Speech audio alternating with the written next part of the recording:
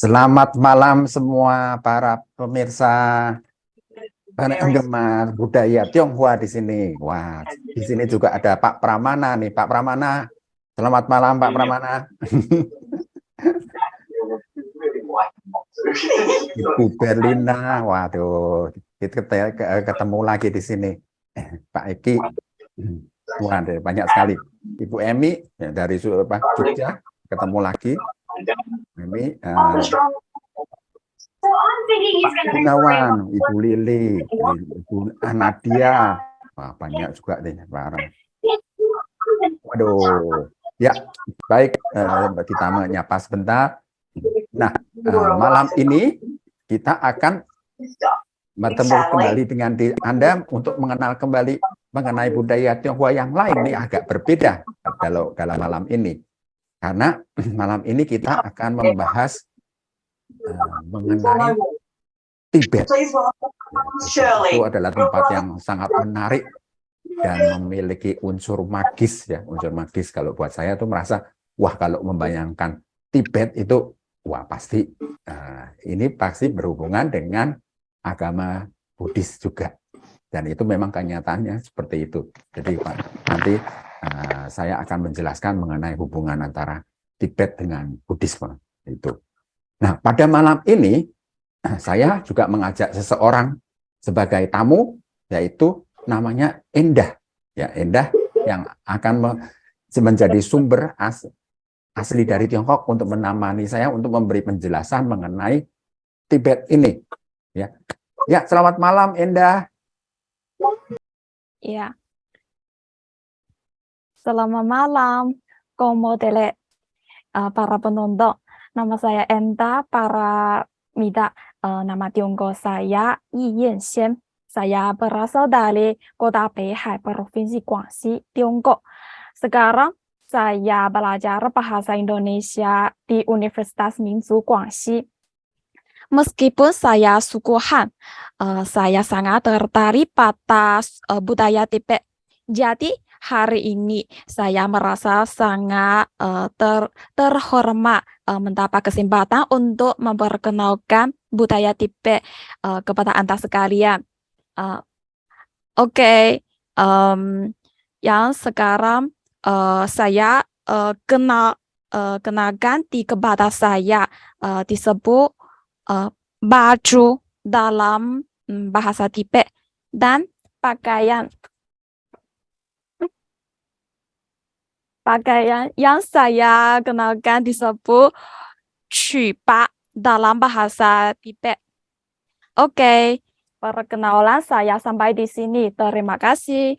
Oke, ya, terima kasih Endah. Ya, bagus sekali.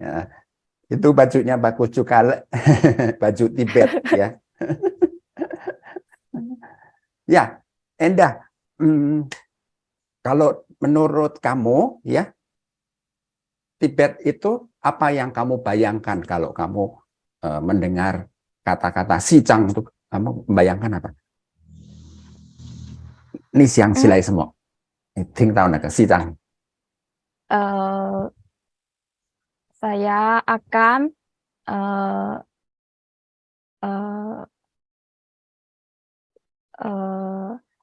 Istana Potala. Oh, Istana Potala. Oh, Iya. Jadi pertama Dan kali kalau pertama kali mendengar suara apa Xizang, Istana Potala. Oh, iya. oke. Nah, tadi kamu mengatakan apa?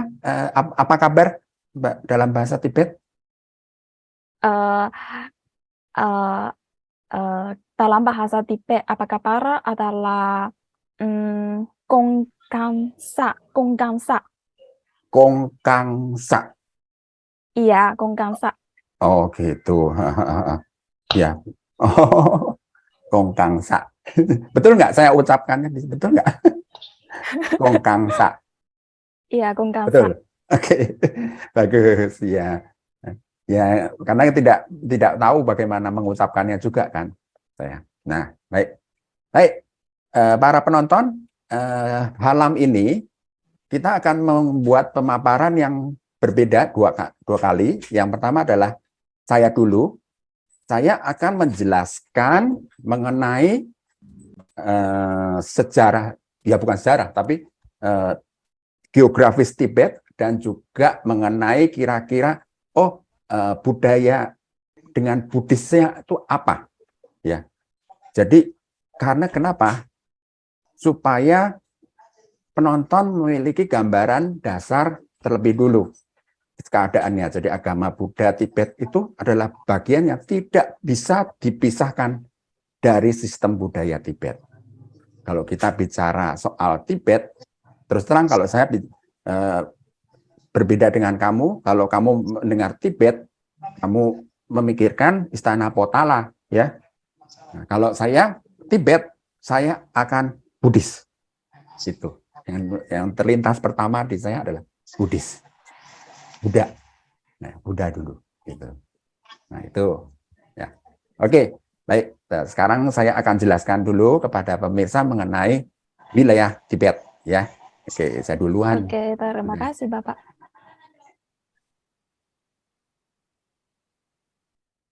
Wilayah budaya Tibet terdiri dari seluruh provinsi Qinghai dan juga wilayah otonomi Tibet dan juga beberapa bagian provinsi Gansu, Sichuan, dan Yunnan. Wilayah ini terletak di dataran tinggi Asia, dikelilingi oleh pegunungan Himalaya di sebelah selatannya, terus gitu Karakorum di sebelah baratnya, dan juga pegunungan Kunlun di sebelah utara. Sejarah Tibet sendiri sangat kaya dan memiliki banyak pengaruh dari agama Buddha, budaya dan tradisi khas Tibet. Selama ribuan tahun, Tibet itu menjadi pusat kebudayaan dan agama Buddha di Asia Tengah. Dan dengan Lhasa sebagai pusatnya dan pusat kebudayaannya juga. Baik, objek wisata di Tibet bisa digolongkan dari dua jenis, objek wisata bangunan dan juga objek wisata pemandangan. Objek wisata utama bangunan tentu adalah Istana Potala yang videonya kita lihat dalam pembukaan acara tadi. Istana Potala berada di kota Lhasa, ibu kota daerah otonomi khusus Tibet. Nah, Istana Potala ini sebenarnya adalah tempat tinggal Dalai Lama sebelum terusir dari Tibet. Istana Potala terdiri dari dua bagian utama, yaitu Istana Putih yang warnanya putih dan Istana Merah. Istana Putih adalah bagian utama yang terdiri dari kamar tidur, ruang tamu, tempat ibadah dari Dalai Lama. Sedangkan Istana Merah adalah tempat untuk kegiatan publik dan seremonial, serta menampung stupa dan juga kapel-kapel suci. Istana Potala menjadi salah satu tempat wisata paling populer di Tibet. Namun, karena jumlah pengunjung dibatasi untuk reservasi, untuk pelestariannya, maka lebih baik memesan tiket terlebih dulu kalau ingin mengunjungi Istana Potala. Berikutnya, kuil Jokang. Kuil Jokang adalah kuil Buddha yang paling suci dan paling penting di Tibet. Kuil ini terletak di pusat kota Lhasa dan menjadi salah satu tempat suci paling populer bagi agama Buddha di seluruh dunia. Kuil ini dibangun pada abad ke-7 oleh Raja Songtsen Gampo sebagai hadiah pernikahannya dengan Putri Wencheng dari dinasti Tang. Nah, kuil Jokang ini memiliki arsitektur yang unik sekali ya. Bangunan ini memiliki 4 lantai dan berlapis perunggu atapnya. Dan dihiasi tentu dengan bendera doa dan patung-patung Buddha. Nah, di kuil ini terdapat patung Buddha yang paling terkenal dan dihormati di seluruh Tibet, yang namanya Jowo Sakyamuni. Patung ini diyakini sebagai replika dari patung Buddha asli yang dibawa ke Tibet oleh Putri Wencheng dari dinasti Tang. Ya, berikutnya Monasteri Tasilumpo. Monasteri Tasilumpo ini terletak di kota Shigatse. yang merupakan kota terbesar kedua di Tibet. Monastri ini merupakan tempat tinggalnya Panchen Lama. Jadi orang kedua dari setelah Dalai Lama adalah Panchen Lama. Monastri Tasinlopo didirikan tahun 1447 oleh Gendun Drup. Dia seorang murid dari Songkapa. Songkapa adalah lama pendiri sekte Gelug agama Buddha. Jadi monastri ini dianggap sebagai pusat spiritual sekte Gelug di Tibet. Nah, monastri ini sangat indah dan tentu menakjubkan dengan bangunan kuno yang dihiasi dengan patung-patung Buddha, arsitektur khas Tibet, dan banyak dekorasi seni lainnya. Dan yang paling utama adalah patung Buddha setinggi 26 meter yang ada di kapel kebajikan utama.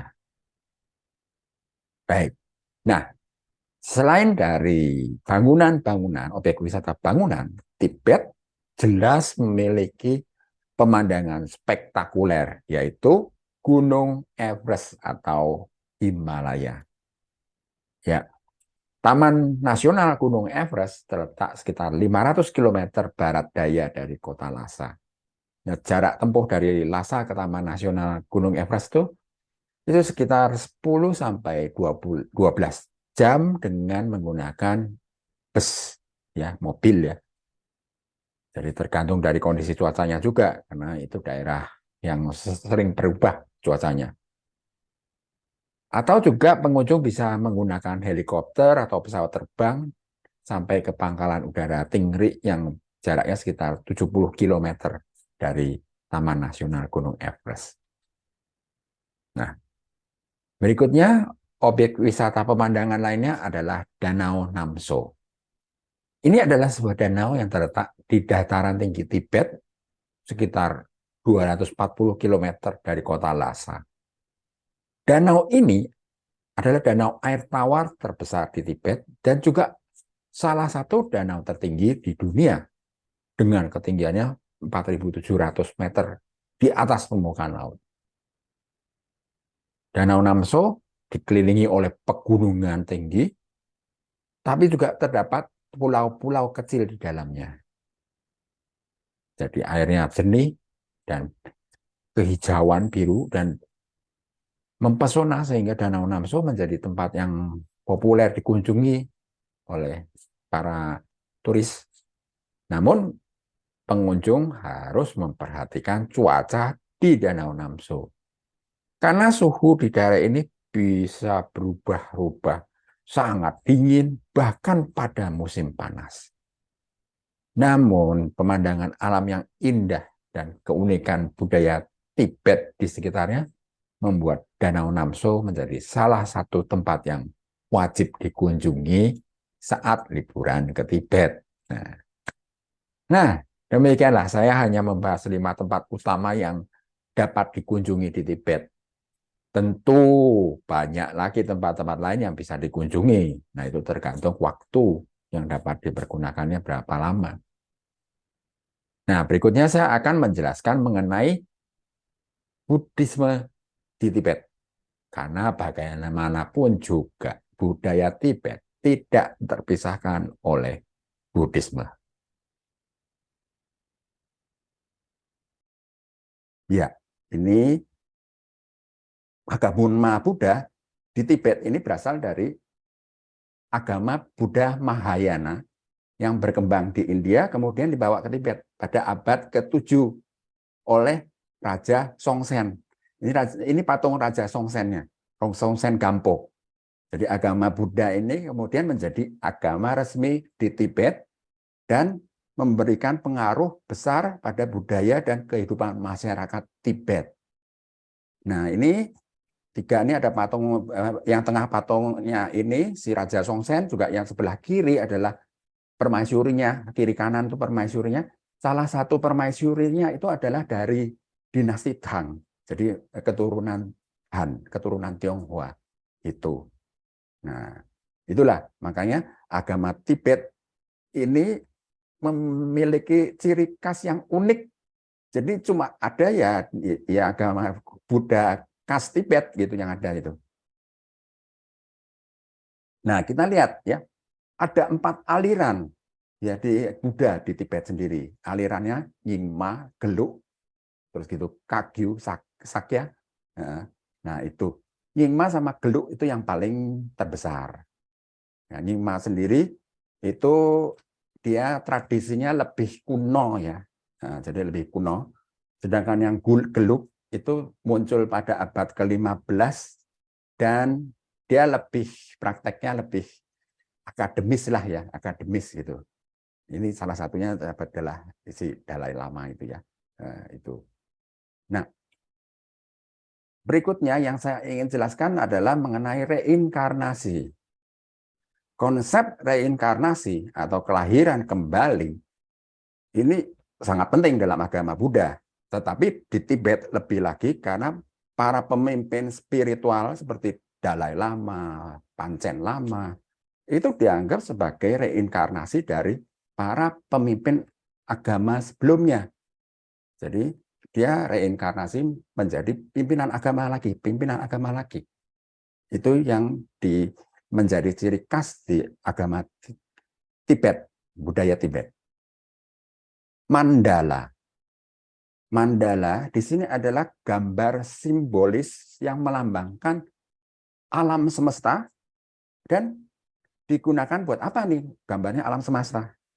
Ini adalah buat meditasi supaya bisa mengarahkan pikiran kita untuk mencapai kesadaran yang lebih tinggi, pencerahan lah ya, itu istilahnya dalam Buddhisme itu pencerahan gitu.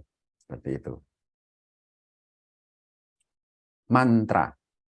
Mantra adalah kata spiritual atau frase yang diucapkan berulang-ulang dan dipercaya memiliki kekuatan spiritual.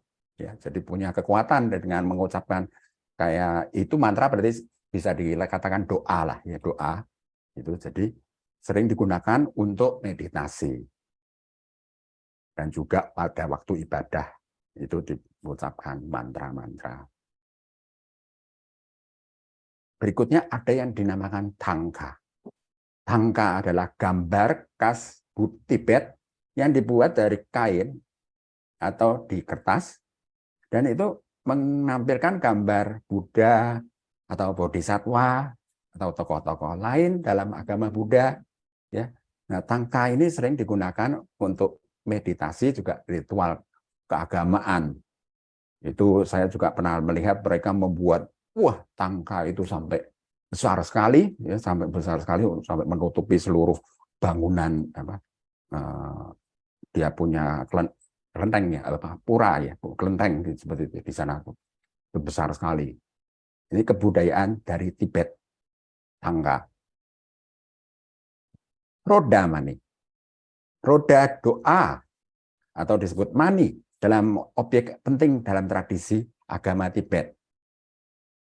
Roda ini berupa silinder logam dan kayu, bentuknya tabung, terus gitu diputar-putar.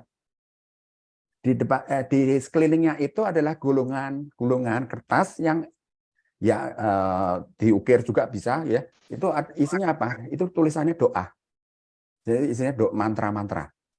Jadi mempunyai kekuatan, dipercaya mereka memutar itu berarti itu seperti sudah membaca mantranya dengan cara memutar seperti itu. Itu dipercaya dia mempunyai kekuatan spiritual untuk membantu apa yang keinginan yang ingin dicapai, terus gitu juga mengatasi masalah kehidupan. Kadang-kadang itu ya mengirimkan doa kepada yang di atas sana. Nah, itu seperti itu ke alam semesta semua. Bendera. Bendera doa atau disebut lungta biasanya dibuat dari kain sutra yang dihiasi oleh mantra. Jadi bendera-bendera itu bukan kosong gitu, tapi dia itu ada tulisan-tulisan mantranya. Dan ada simbol-simbol Buddhisme. Serta terdiri dari 5 warna ada 5 warna. Jadi itu ada elemen warna. Elemen warna biru buat langit, putih buat awan, merah buat api, terus gitu, hijau itu buat air, dan juga kuning itu buat bumi. Nah, ketika angin bertiup, bendera doa akan berkibar, dan dipercaya mengirimkan dia punya mantra itu atau doa-doa dan permohonan itu ke atas. Itu sebabnya bendera doa ini tidak boleh menyentuh bumi. Dia harus digantung. Ya, harus digantung. Tidak boleh sampai di bawah kan gitu, kena, nggak boleh. Karena dia harus digantung. Bendera doa. Berikutnya adalah teratai Padme. Juga merupakan simbol yang sangat penting di agama Buddha Tibet. Teratai biasanya diidentifikasikan sebagai simbol kesucian, ya, keanggunan seseorang, dan kebijaksanaan. Mengapa demikian? Karena teratai bisa tumbuh di lumpur. Jadi dia bisa tumbuh sesuatu yang tumbuh di lumpur yang kotor, tetapi dia bisa menghasilkan sesuatu yang indah sendiri. Nah, itu yang menjadi ciri khas dari teratai. Kenapa teratai itu dianggap wah sesuatu hal yang luar biasa gitu ya. Ya, demikianlah kira-kira mengenai penjelasan saya mengenai kira-kira latar belakang dari geografis Tibet yang tinggi sekali, dan juga perannya dari agama Buddha yang sangat kental sekali di dalam sistem budaya Tibet. Ya, bagaimana? Sekarang kita undang lagi Endah. Endah? Iya, Bapak. Ya, jadi seperti itu bahwa ya, nah itu jadi itu pengaruhnya dari budaya Tibet dengan Buddhisme. Baik, kalau gitu sekarang saya akan persilahkan kamu untuk memulai paparannya kamu ya. Oke, oke. Hari ini saya akan memperkenalkan budaya dan tradisi Tibet. Sebelum mulai PPT saya akan menunjukkan sebuah video tentang festival Losar yang dianggap Tahun Baru Tibet.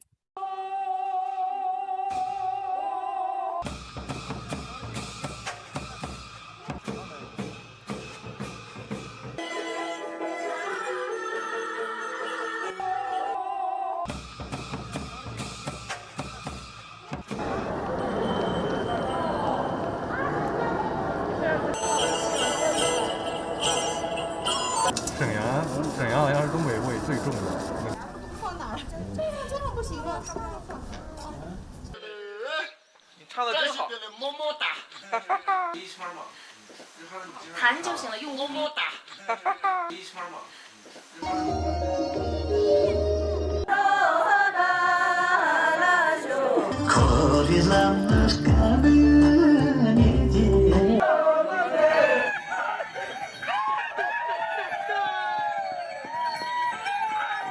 我们觉得很开心、很快乐，因为我们的生活现在越来越好了。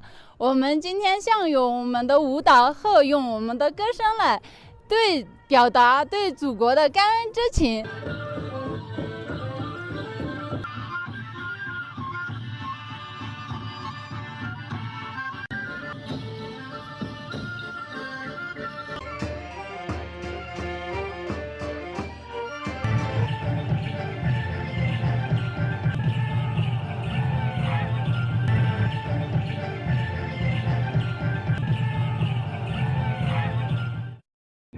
Oke, ya. Terima kasih, Chang Laoshi. Ya, terima kasih juga. Selanjutnya, saya akan mulai PPT saya. Oke, sebentar. PPT. PPT 1, saya mau memperkenalkan Tibet. Masyarakat Tibet adalah kelompok etnis. Ya, udah. Oke, keluar lagi. Oke. Masyarakat Tibet adalah kelompok etnis yang tinggal di dataran tinggi Tibet dan wilayah sekitarnya. Budaya Tibet sangat dipengaruhi oleh agama Buddha dan banyak tradisi dan ritual dalam kehidupan sehari-hari berasal dari agama ini. Pertama, saya akan menjelaskan hari-hari besar di masyarakat Tibet. Salah satu acara terpenting dalam kalender budaya Tibet adalah Festival Losar yang tadi baru kita saksikan videonya. Oke, Festival Losar adalah festival penting dalam budaya Tibet yang biasanya dirayakan pada bulan Februari atau Maret. Festival ini menandai awal tahun baru Tibet dan dirayakan selama 15 hari. Selama Festival Losar, orang Tibet biasanya melakukan pembersihan rumah, memasang hiasan, dan menyiapkan makanan khas festival.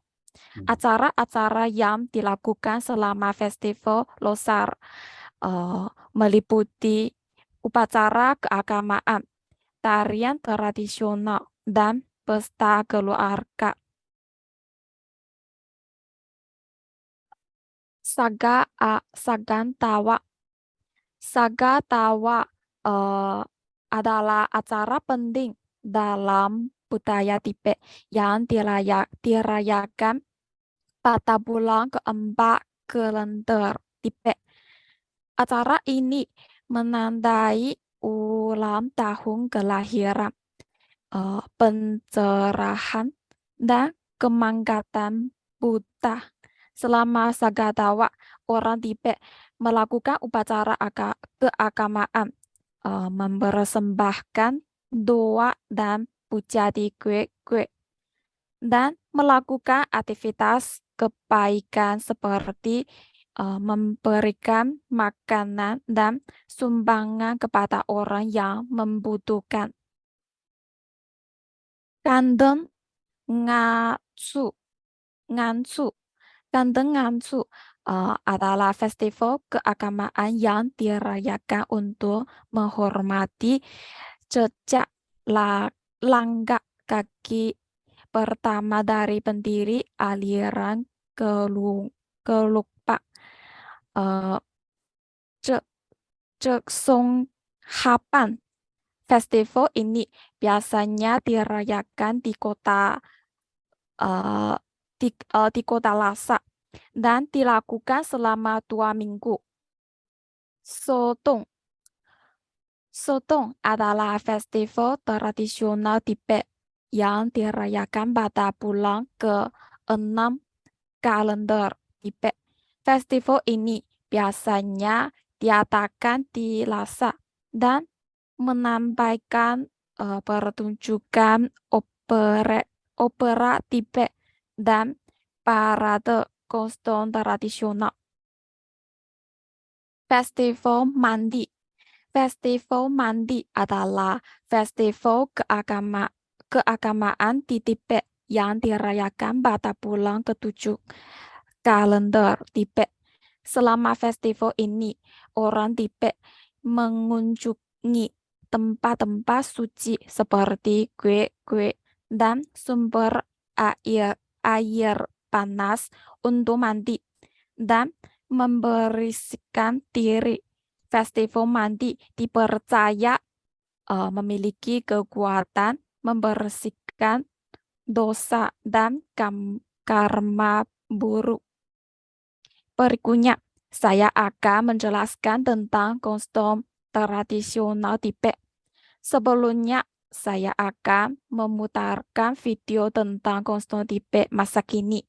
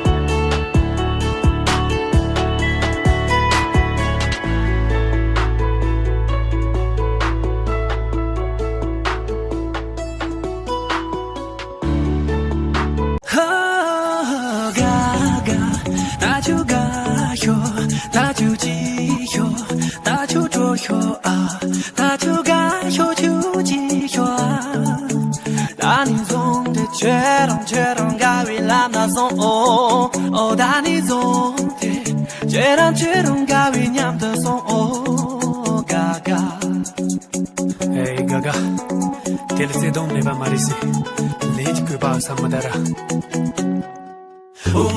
가가가 공감한 참 가가가 다든다리랄라 다든다리랄라 가가가 공감한 참 가가가 다든다리랄라 다든다리랄라 다든다리랄라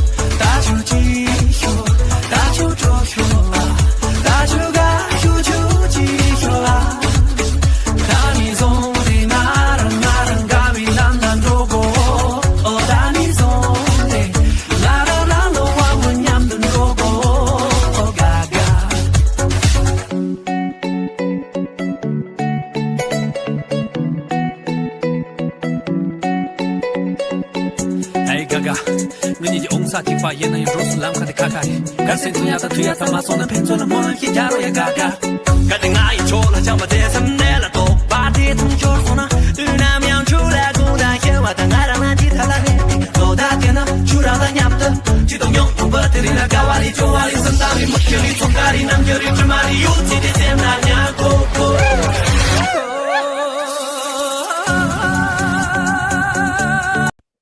Iya. Nah, Dalam videonya video di atas kita bisa melihat banyak sekali pakaian yang indah.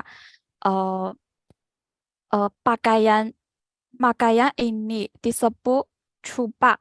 Sebenarnya dalam bahasa Tibet berbicara chupa yaitu chupa. Oke, chupa adalah pakaian tradisional Tibet yang terbuat dari kain tebal dan lembut yang ditenun dengan tangan. Chupa biasanya berbentuk longgar dan panjang hingga betis. Beberapa aksesori tradisional yang sering dikenakan oleh masyarakat Tibet meliputi sayap, selendang galung dengan gelam. Selendang tradisional Tibet disebut hata. Hata adalah salah satu unsur penting dalam budaya Tibet dan digunakan dalam berbagai acara dan upacara. Ketika berdoa, orang Tibet sering mengulurkan hata mereka ke arah objek dihormati seperti patung Buddha atau arah matahari terbit sebagai tanda penghormatan dan rasa syukur. Itulah beberapa ciri khas dari kostum tradisional Tibet. Kostum tradisional ini memiliki nilai seni dan keindahan yang tinggi, serta menggambarkan kekayaan dan keragaman budaya Tibet. Berikutnya, saya akan menjelaskan tentang seni musik dan tari dari Tibet. Musik tradisional Tibet juga memiliki karakteristik khas dengan menggunakan alat musik seperti teramnik atau alat musik berdawai, kayalings atau seruling panjang, dan tongchen atau trompet Tibet.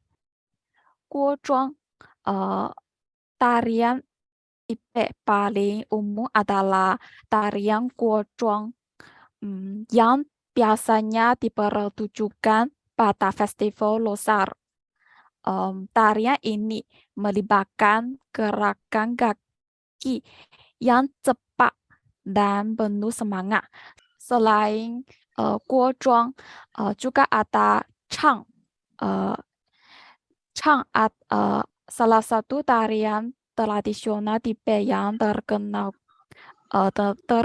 adalah chang atau masa dance. Tarian ini melibatkan penari yang mengenakan kostum berwarna-warni dan topeng yang menggambarkan karakter dari cerita yang ditarikan. Sekarang saya akan memutarkan video tentang tarian tradisional guozhuang.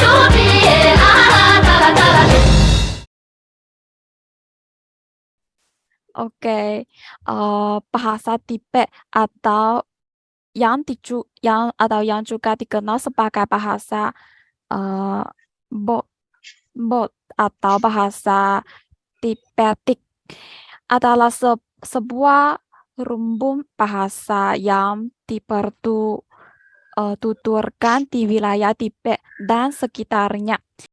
Bahasa Tibet ini adalah Manjie Yuren, yang artinya dua orang yang saling kenal sudah lama tidak bertemu. Ini sering digunakan untuk saling menyapa ketika orang yang sudah lama tidak bertemu.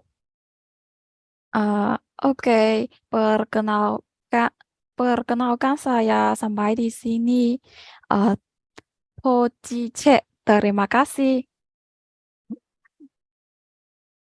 Baik, bagi para penonton semua, terima kasih untuk kehadirannya. Endah sekali lagi juga terima kasih untuk kesediaannya sudah berbagi dengan saya di sini. Nah, kita akan akhiri acara hari ini dengan sebuah lagu juga kembali. Sebelumnya saya mau mengucapkan terima kasih lagi. Indah, kasih salam kepada penonton. Terima kasih para penonton. Sampai jumpa.